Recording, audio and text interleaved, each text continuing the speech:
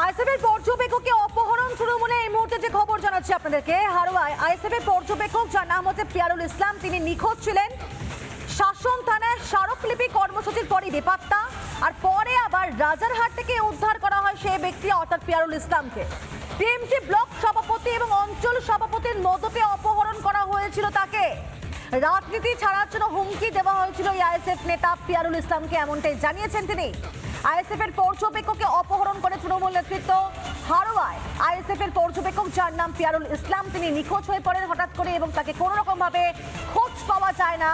শাসন থানার স্মারকলিপি কর্মসূচির পরই বেপাত্তা হয়ে যান তিনি, আর পরে রাজারহাট থেকে উদ্ধার করা হয় এই পিয়ারুল ইসলামকে।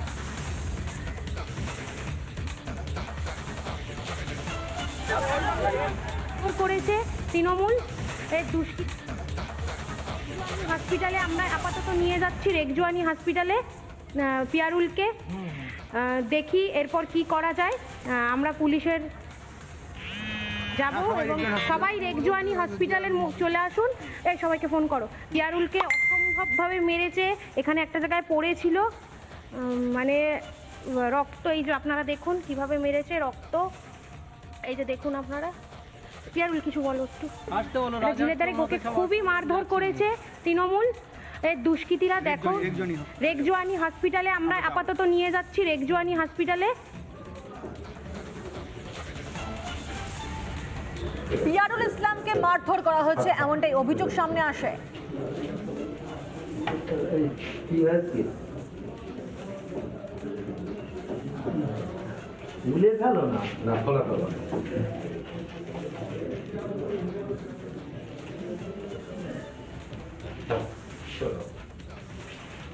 এই মুহূর্তে চিকিৎসাধীন রয়েছেন তিনি।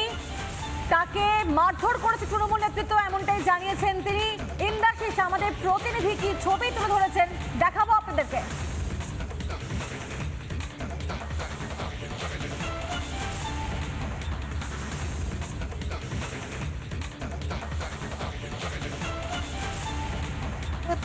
দলের যা পতাকা রয়েছে সে সমস্ত পতাকা খুলে নেওয়া হয়েছে এবং সেই সমস্ত একাধিক অভিযোগ নিয়ে শাসন থানাতে আজকে ডেপুটেশন দিতে গিয়েছিলেন পিয়ারুল ইসলাম। সেই ডেপুটেশন দিয়ে ফেরার পথে তাকে তৃণমূল আশ্রিত দুষ্কৃতীরা সেখান থেকে তুলে নিয়ে যায় এবং বেধড়ক মারধর করা হয়েছে। পিয়ারুল, কি হয়েছে? আজকে ডেপুটেশন দিতে গেছি আমাদের দলের পতাকা খুলে নেওয়ার কারণে, দাঁতপুর অঞ্চলে এবং ছেলেদের মারধর করার কারণে। ডেপুটেশন দিতে যাওয়ার আগেই সঙ্গে সঙ্গে ওখানে টিএমসির দুষ্কৃতীরা ওখানে জড়ো হয়।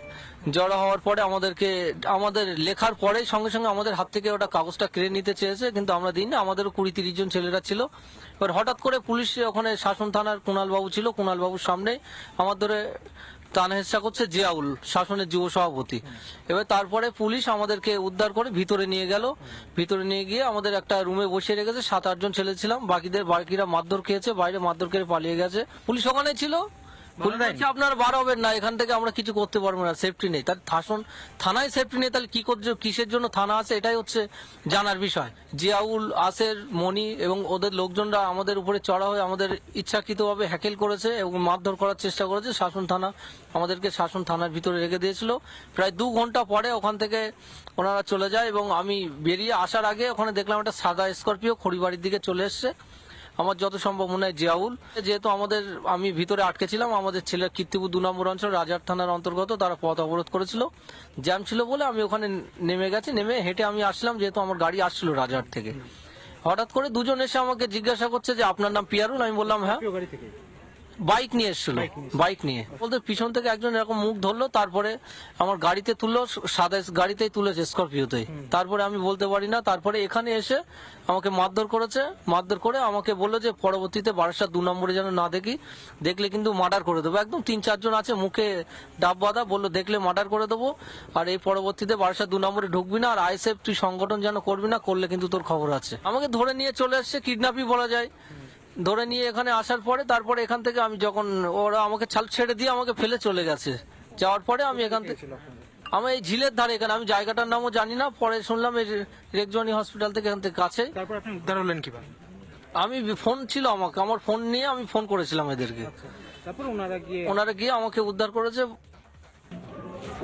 বিক্ষোভকারীরা কি জানিয়েছেন শোনাবো।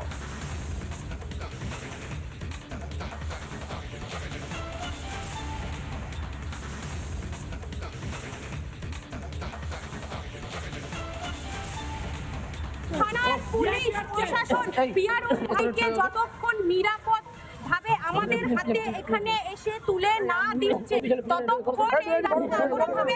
আমরা এই রাস্তায় বসবো। তৃণমূলের যদি ক্ষমতা থাকে শাসন থানা অবরোধ করার, তাহলে আমাদেরও ক্ষমতা আছে রাস্তা অবরোধ করার। আমরা রাস্তা অবরোধ করবো যতক্ষণ না পিয়ারুল ভাই আমাদের কাছে এসে পৌঁছাবে, ততক্ষণ আমরা এখানে বসবো, এখানে বসে থাকবো। প্রশাসনকে ভেতরে আটকে রেখে বাইরে তৃণমূলরা দাঁড়িয়ে আছে।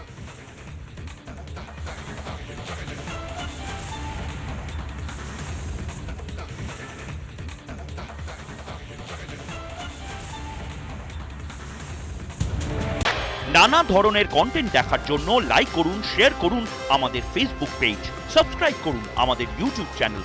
পাশাপাশি অন্যান্য ব্রেকিং নিউজের জন্য অবশ্যই চোখ রাখুন রিপাবলিক বাংলায়।